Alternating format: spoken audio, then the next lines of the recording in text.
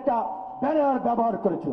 কাজে আমি এই জামাত শিবিরের ওপেন রাজনীতিকে আমি স্বাগত জানাই, অ্যাপ্রিসিয়েট করতে চাই, কিন্তু এই ধরনের এই গুপ্ত কার্যক্রম এগুলো আমি পরিহার করার আহ্বান জানাই। আজকে যাত্রাবাড়ি জুলাই প্রতিরোধ দিবস এই প্রোগ্রামের আয়োজক সহ উপস্থিত আমাদের সকল ভাই বোন সকলকে সালাম এবং শুভেচ্ছা জানাচ্ছি। আসসালামু আলাইকুম। এবং আজকে কৃতজ্ঞ চিত্তে স্মরণ করছি এই জুলাই গণ অভ্যুত্থানের সকল শহীদ, আহত, পঙ্গু যোদ্ধা সহ, যেটা ছাত্রদলের সভাপতি রাকিব বলেছেন। রাকিব আমার বিশ্ববিদ্যালয়ের আন্দোলন সংগ্রাম থেকে একজন পরিচিত রাজনৈতিক সহযোদ্ধা। আমি যখন ডাকসুর ভিপি ছিলাম তখন সে বিশ্ববিদ্যালয় কমিটিতে ছিল। বিভিন্ন তখনও আন্দোলন সংগ্রাম পরামর্শ আমরা সমন্বয় করেছি কিভাবে ছাত্র লীগকে আসলে আমরা মোকাবেলা করতে পারি।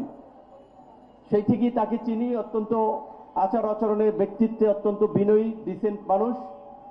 সে বলেছে যে এখানের স্থানীয় জনগণ, স্থানীয় মানুষ যদি আসলে এই আন্দোলনে এগিয়ে না আসতো তাহলে এই প্রতিরোধ সম্ভব হতো না। এটাও আমি দৃঢ়ভাবে বিশ্বাস করি যে স্থানীয় মানুষ দলমত নির্বিশেষে তাদের একটা আপসীন ভূমিকা ছিল এবং তাদের সাথে একটা বড় ভূমিকা, অগ্রণী ভূমিকা ছিল এখানকার মাদ্রাসাগুলোর। তার নিদর্শন আমি দেখেছি আমি যখন কারাগারে গিয়েছি। রিজভী ভাইয়ের সাথে আন্দোলন সংগ্রাম, রিজভী ভাই মনে করতে পারে কোভিডের মধ্যে এখন আমাদের মাননীয় প্রধানমন্ত্রী, সে সময় বিএনপি ভারপ্রাপ্ত চেয়ারম্যান ছিলেন জনাব তারেক রহমানের নির্দেশে রিজভী ভাইয়ের সাথে বসেছিলাম। রফিক ভাইয়ের একটা হসপিটাল আছে এই ইয়ের দিকে, খিলগাঁও হেলথ এইড বোধহয়, সেখানেও ভোর রাতে রিজভী ভাইয়ের সাথে আলোচনা করেছিলাম আন্দোলন সংগ্রাম নিয়ে, বিভিন্ন পরিস্থিতি নিয়ে। সেটা মোদী বিরোধী 2021 সালে।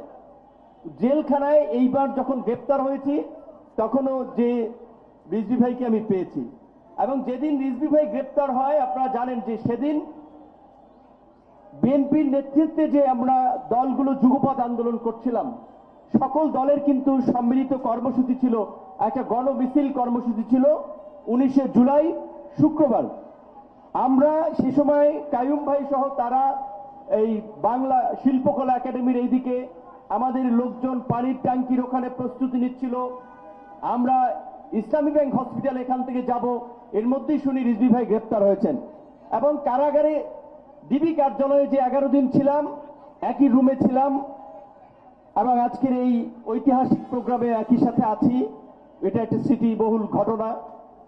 আজকের আন্দোলন সংগ্রাম নিয়ে অনেক ধরনের ন্যারেটিভ দাঁড় করানো হচ্ছে এবং অত্যন্ত দুঃখজনক গত 2 বছর আমরা বারবার বলেছি যে জুলাইকে আওয়ামী লীগের মুক্তিযুদ্ধের ন্যারেটিভের মতো, বয়ানের মতো আপনারা হাজির করবেন না।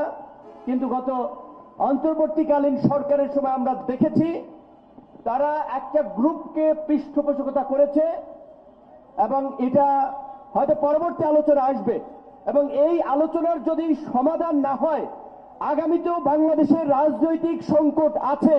অগ্রিম এই কথা বলে গেলাম, পরে মিলিয়ে নেবেন। কারণ 2023 সালের 8ই ফেব্রুয়ারি ঢাকা বিশ্ববিদ্যালয় থেকে বলেছিলাম হাসিনার পতন ঘটবে, এই ছাত্র সমাজ হাসিনার পতন ঘটাবে। 1 আগস্ট 11 দিন রিমান্ডে থাকার পরে বলেছিলাম 90% পতন হয়েছে, 10% ধাক্কা দেওয়ার জন্য রাজপথে থাকেন, মিলেছে। তো আজকের রাজনৈতিক নেতৃবৃন্দ সহ শুধু আমি একটা কথা বলতে চাই, জুলাইয়ের শেষ দিকে যা ঘটেছে সেই ঘটনার উন্মেষ যদি না ঘটানো যায় এবং সেটার প্রতিরোধমূলক ব্যবস্থা যদি রাজনৈতিকভাবে না নেওয়া যায়, রাজনৈতিক সমাধান যদি না করা যায়, তাহলে বাংলাদেশ আবারও রাজনৈতিক সংকটে পড়তে পারে। সেই সংকট হচ্ছে জুলাই এদেশের দল মত নির্বিশেষে আপামর ছাত্র জনতার নিঃস্বার্থ জীবনদান সংগ্রামের গল্প। সেই গল্পের আড়ালে জুলাইয়ের শেষ 5-7 দিন ছিল আমাদের এই ছাত্র নেতৃবৃন্দকে বিদেশি অপশক্তি নিয়ন্ত্রণ করেছিল।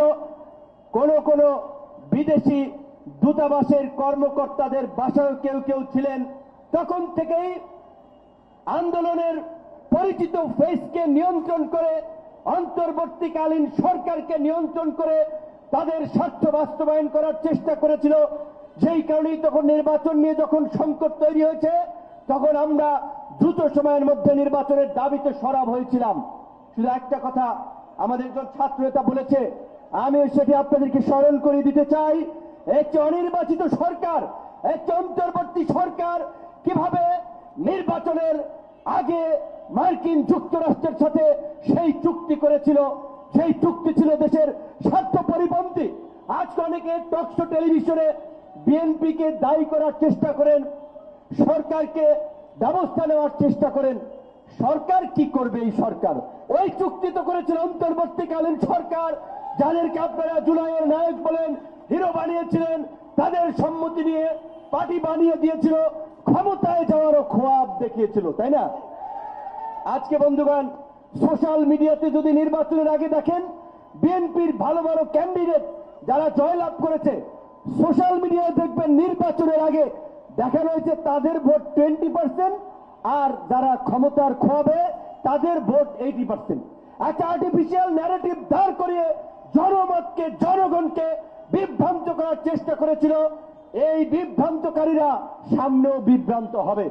এই জন্যই বলছি যে আজকে আমরা এই সমস্যাটার স্থায়ী একটা সমাধান না করতে পারি, আজকে জুলাই সনদ সংস্কার নিয়েও নানান ধরনের জটিলতা তৈরি হচ্ছে। আমি মাননীয় প্রধানমন্ত্রীকে ধন্যবাদ জানাই। উনি বারবার এগিন বলতেছেন যে এই জুলাই সনদ আমরা সংসদ ভবনের দক্ষিণ প্লাজায় স্বাক্ষর করেছি, তার প্রতিটি অক্ষর আমরা বাস্তবায়ন করব। আমি ওনার এই দৃঢ় অঙ্গীকারকে ধন্যবাদ জানাই। এবং সংসদে আপনারা দেখেছেন সংবিধান সংস্কারের কমিটি হয়েছে, সেখানে বিভিন্ন রাজনৈতিক দলের প্রতিনিধিদেরকেও রেখেছেন, বিরোধী দলকেও 5 জন সদস্য দেওয়ার জন্য বলেছেন। আমার বিশ্বাস আলাপ আলোচনার মধ্যে দিয়েই আমাদেরকে একটা সমাধানে পৌঁছাতে হবে। প্রধানমন্ত্রী যেহেতু বলেছেন এই কমিটির বাইরেও যদি আরো কিছু করা লাগে সেই কমিটিতে আলোচনা করে একটা রাস্তা বের করা যায়, কিন্তু সেইটা না করে যদি আমরা এই একটা নতুন সরকার এখনই যদি রাজপথে হুঙ্কার দেই, এটা সঠিক হবে না। কিছুদিন আগেই একটা আন্দোলন, আমি একজন তরুণ, আমি আমার তরুণ ভাই বোনদেরকে সহানুভূতি ভালোবাসার জায়গা থেকেই বলছি, আমরাও তরুণ, কাজী তরুণদের প্রতি আমাদের বিশেষ ফিলিং আছে। কিন্তু এই যে একটা আন্দোলন হলো, এটার যৌক্তিকতা কি ভাই? মিলন ভাই তার ঘনিষ্ঠ কারো হয়তো ফোনে বলছে, তার বাচ্চাকে সে অভয় দেওয়ার জন্য ফোনে দিয়েছেন, তো বলেছে একটা কথা না হলে সংসদে সেটা তার জন্য ক্ষমা চেয়েছেন। একজন রানিং মিনিস্টার, আগেরও তিনি প্রতিমন্ত্রী ছিলেন, তারপরেও ফেব্রিকেটেড করে একটা আন্দোলনের রূপ দেওয়ার চেষ্টা করো। এবং আমরা এখানে দেখেছি এই আন্দোলনে কারা কারা ফুয়েল দিয়েছে, কিন্তু ফায়দাটা কি হয়েছে? অনেকে নিজেদের রাজনৈতিক ধান্দা হাসিলের জন্য, সরকারকে বেকায়দায় ফেলানোর জন্য আন্দোলন উস্কানি দিয়েছে, কিন্তু এর মধ্যে লিক ঢুকে গিয়েছে, আপনারা দেখেছেন। কাজেই আগামীতেও এই ধরনের যে কোনো সামাজিক আন্দোলন, শ্রমিক আন্দোলন হলে সেখানে পতিত স্বৈরাচার লীগ সুযোগ খুঁজবে। এই বিষয়ে আমাদের ছাত্র, যুবক, তরুণ, এই জুলাইয়ের গণ অভ্যুত্থানের সমর্থক নেতৃবৃন্দকে সচেতন থাকতে হবে।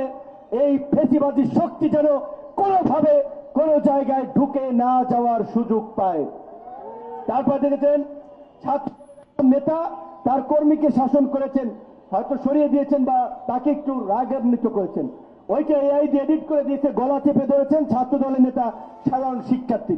কাজে সোশ্যাল মিডিয়ায় এই বিভ্রান্তি এবং অপপ্রচার রোধে আমি মনে করি যে ছাত্র দল সহ অপরাপর ছাত্র সংগঠনগুলোকে এই যারা বিভ্রান্তি ছড়ায়, প্রোপাগান্ডা ছড়ায়, বট বাহিনী, গুপ্ত বাহিনী, এদের বিরুদ্ধে একটা সচেতনমূলক ক্যাম্পেইন ওপেনলি অপারেট করা দরকার। এখানে আমাদের যে একজন ছাত্র নেতৃবৃন্দ বলেছে জুলাইয়ের পরে ছাত্র রাজনীতি নিষিদ্ধের ধোয়া তুলেছিল, কিন্তু আমরা দেখেছি সেই আন্দোলনের হলে হলে শিবির কমিটি দিয়েছিল হল নিয়ন্ত্রণ করার জন্য, ছাত্র সংসদে জয়লাভ করার জন্য, আর এইদিকে বৈষম্য বিরোধী সাধারণ শিক্ষার্থীদের একটা ব্যানার ব্যবহার করেছিল। কাজে আমি এই জামাত শিবিরের ওপেন রাজনীতিকে আমি স্বাগত জানাই, অ্যাপ্রিসিয়েট করতে চাই, কিন্তু এই ধরনের এই গুপ্ত কার্যক্রম এগুলো আমি পরিহার করার আহ্বান জানাই। আজকে সংসদে দেখেন, বাইরে যত উত্তপ্ত বক্তব্য হোক, বক্তব্যের শেষে এই পারে প্রধানমন্ত্রী, ওই পারে বিরোধী দলের নেতারা সব এই অধিবেশন শেষে অত্যন্ত আন্তরিক পরিবেশে আলাপ আলোচনা হয়। তাহলে সংসদের মধ্যে যদি সকল সমস্যার সমাধান হয়, বিরোধী দলের এমপিরা এলাকার উন্নয়নের জন্য, মসজিদ মাদ্রাসার ফান্ডের জন্য যদি প্রধানমন্ত্রীর সাথে আলোচনা করতে পারেন, জাতীয় সমস্যা, রাজনৈতিক সমস্যা জুলাই নিয়ে কেন আপনারা আলোচনা করতে পারবেন না? কাজে এই বিচারিতা থেকে ফিরে আসতে হবে। জামাত শিবিরেরও ত্যাগ রয়েছে, আমি সম্মান করি, রেসপেক্ট করি, কিন্তু জামাত শিবিরের অতীত রাজনীতি বিশ্লেষণ করলে দেখা যায় মাঝে মাঝে তারা কিছু ভুল সিদ্ধান্ত নেয়, যার জন্য গোটা জাতিকে খেসারত দিতে হয়। তাই আমি বলতে চাই, আপনারা কারো এজেন্ডা বাস্তবায়ন করার জন্য এই একটা নতুন সরকার এখনই আন্দোলনের নামে মানুষকে বিভ্রান্তি করে জাতীয় ঐক্যে বিভেদ এবং ফাটল ধরাবেন না। এনসিপির নেতৃবৃন্দ, আমি বেশি সমালোচনা করতে চাই না, ছাত্র নেতা রাকিব জানে, সবাই আমাদের ক্লোজ ঘনিষ্ঠ রাজনৈতিক বন্ধু, ভাই ব্রাদার, একসাথে রাজনীতি করেছি, যাই এখানে বক্তব্য রেখেছে, তারা রাজনীতি করুক, রাজনীতি শিখুক, ভবিষ্যতে নেতৃত্ব দেখ, কিন্তু তারা রাজনীতি শেখার আগেই, বোঝার আগেই জামাতের পকেটের মধ্যে ঢুকে গেছে। তো এই দেশের মানুষ কয় পার্সেন্ট মানুষ জামাতকে পছন্দ করে? ইসলামিক এতগুলো দল সবাই কি জামাতকে সমর্থন করে? কাজী এনসিপির ভবিষ্যৎ নিজেরাই পায়ে কুড়াল মেরেছে। এখন তারাও যদি জামাতের দ্বারা বিভ্রান্ত হয়ে তরুণদের প্রতিনিধি হিসেবে, যুবকদের প্রতিনিধি হিসেবে আজকে তারেক রহমান যেভাবে আমি মনে করি অত্যন্ত মাটির মানুষ হিসেবে, সাধারণ মানুষ হিসেবে মানুষের মাঝে মিশে যাচ্ছেন, মানুষের কথা শুনছেন, যা সকল মানুষকে কিন্তু মুগ্ধ করে বিমোহিত করেছে। ঢাকা মেডিকেলে জামাতের এমপি দেখেছেন ডিএমসি ডেতে কথা বলেছে যে আমি 3টা কারণে মাননীয় প্রধানমন্ত্রীকে পছন্দ করি, এবং জিয়াউর রহমানের জাতীয়তাবাদ, দেশপ্রেম, আগ্রাসন বিরোধী মনোভাব এবং দেশের স্বনির্ভর বাংলাদেশ গড়ে তোলার সংগ্রাম আমরা বই পুস্তকে পড়েছি, জিয়াউর রহমানকে আমরা দেখি নাই। আজকে তারেক রহমানের কর্মকাণ্ডে আমরা জিয়াউর রহমানের প্রতিচ্ছবি দেখি। সেই কারণেই মাননীয় প্রধানমন্ত্রী তারেক রহমানকে সমর্থন করছি, এবং আমার দৃঢ় বিশ্বাস আগামী 5 বছরের মধ্যেই ইনশাল্লাহ এই দেশকে উনি একটা ট্র্যাকে নিয়ে যেতে পারবে। কাজেই আন্দোলন সংগ্রাম অনেক হয়েছে, আপনারা যে রাজপথে স্লোগান দেন, দিয়েছি তো রক্ত, আরো দেব রক্ত, রক্তের বন্যায় ভেসে যাবে অন্যায়, এখন আর রক্ত দেওয়া লাগবে না। এখন রাষ্ট্র পুনর্গঠনে সবাইকে সমন্বিতভাবে, ঐক্যবদ্ধভাবে কাজ করতে হবে, তবেই আমাদের কাঙ্ক্ষিত বাংলাদেশ বিনির্মাণ করা সম্ভব। আসসালামু আলাইকুম।